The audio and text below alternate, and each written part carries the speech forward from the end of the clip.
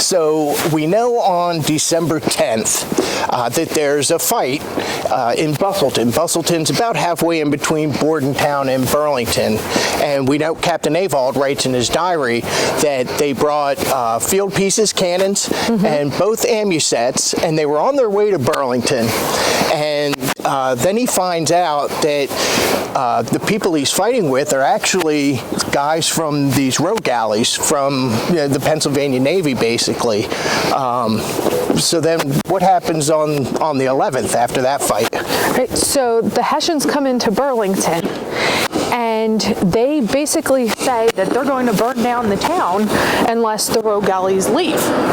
Oh. So while they're waiting for a response, they end up going right into the heart of Burlington and having lunch with dignitaries from town. Oh, so they actually sit down with the citizens of Burlington. They're gonna have lunch. Yep. I know Avald in his diary, he goes on to say that while they were waiting, I think they gave him 2 hours, and he said that before the 2 hours was up, they heard cannons firing. I guess that was their answer.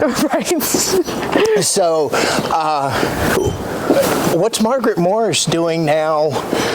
She's got 4 kids, obviously, and she's stuck in this house. Yep. And now they're actually shooting. So this is in Burlington. The rogue galleys are right there in the Delaware River, and now these are Americans that are firing on Burlington City. While all this tumult was in town, we, on our peaceful bank, ignorant of the occasion of the firing, were wondering what it could mean, and unsuspecting of danger, were quietly pursuing our business in the family, when a kind neighbor informed us of the occasion and urged us to go into the cellar as a place of safety. We were prevailed on by him to do so and remain there till it ceased. So she says that she hears from men. She doesn't say which side she hears it from, but she hears from men that they are going to burn down all of Burlington.